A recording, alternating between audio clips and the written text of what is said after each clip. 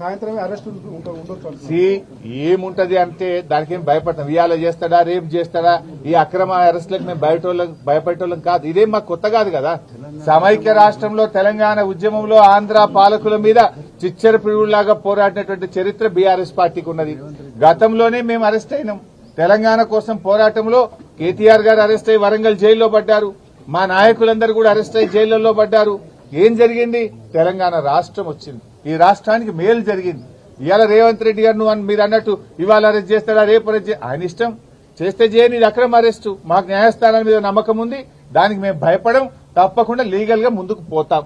9వ తేదీ వాళ్ళు నోటీస్ ఇచ్చారు. డెఫినెట్ గా 9th నాడు కేటీఆర్ గారు మేము హాజరవుతాం. మొన్న కూడా హాజరయ్యారు కదా.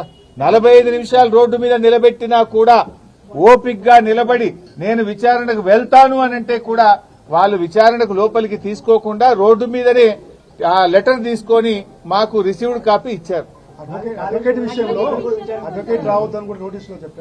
అడ్వకేట్ విషయంలో ఏం చేయాలి అనేది చూడాలి. గతంలో there are lot of precedences. Rahul Gandhi గారు ఈడీ ఆఫీస్కి పోతే వెంట అడ్వకేట్లు వెళ్ళలేదా? గతంలో అడ్వకేట్లు వెళ్ళలేదా?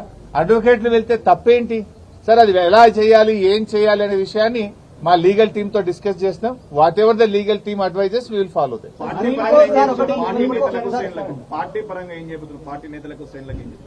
ఏం చేయాలని మేము ఆలోచిస్తాం.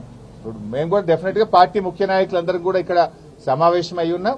గవర్నమెంట్ యొక్క చర్యల్ని బట్టి పార్టీ పరంగా మేము ఎలాంటి నిర్ణయాలు తీసుకోవాలనే దాని మీద చేస్తాం. ఒకటి మాత్రం క్లియర్ బై సార్, ఆయన అరెస్ట్ చేయని, ఇంకా 100 కేసులు పెట్టని రేవంత్ రెడ్డి ప్రశ్నించడం ఆగది.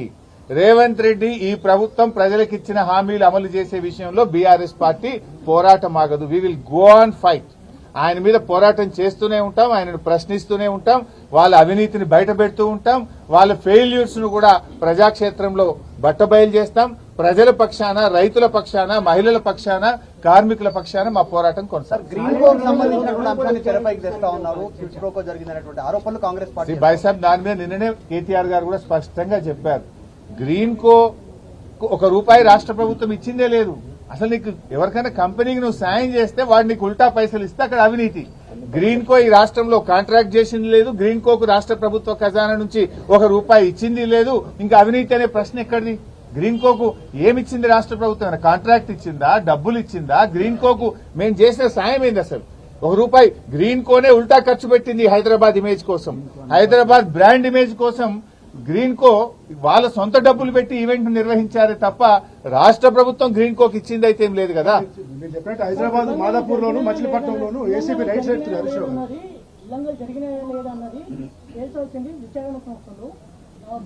కాకపోతే దాంట్లో కావాలని మీరు వైసాబ్ విచారణ జరగడానికి వెళ్ళింది కదా కేటీఆర్ గారు.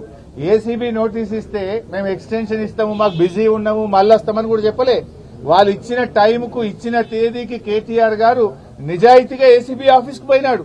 ఎందుకంటే ఆయన తప్పు చేయలేదు కనుక ధైర్యంగా, నిర్భయంగా ఆయన విచారణకు హాజరయ్యాడు. రేపు 9వ తారీఖు పిలిచారు, తప్పకుండా వెళ్తాడు ఆయన. దానికి మేమేం, ఎందుకంటే మేము తప్పు చేయలేదు, ఇక్కడ అవినీతి జరగనే లేదు, లేదు లేదు, అవినీతికి ఆస్కారమే లేదు. అందువల్ల ఇక్కడ మేమెవరం కూడా భయపడే పరిస్థితే లేదు. లంచం ఇస్తూ రెడ్ హ్యాండెడ్ గా దొరికింది రేవంత్ రెడ్డి. అసలు ఇక్కడ కేటీఆర్ గారు ఒక మినిస్టర్ గా హైదరాబాద్ బ్రాండ్ ఇమేజ్ పెంచడానికి ఈ కార్ రేసింగ్ ద్వారా హైదరాబాద్ బ్రాండ్ ఇమేజ్ పెంచిండు. కేటీఆర్ రాష్ట్రానికి మేలు చేసిండు, హైదరాబాద్ కు మేలు చేసిండు. అంతే తప్ప రాష్ట్ర ప్రభుత్వ ఖజానా నుంచి ఆ కంపెనీకి నయా పైసా కూడా ఇయ్యలే కదా. డబ్బులంటూ ఇస్తే కదా నీకు ఏదైనా వాపస్ వస్తే కదా అవినీతి అనేది.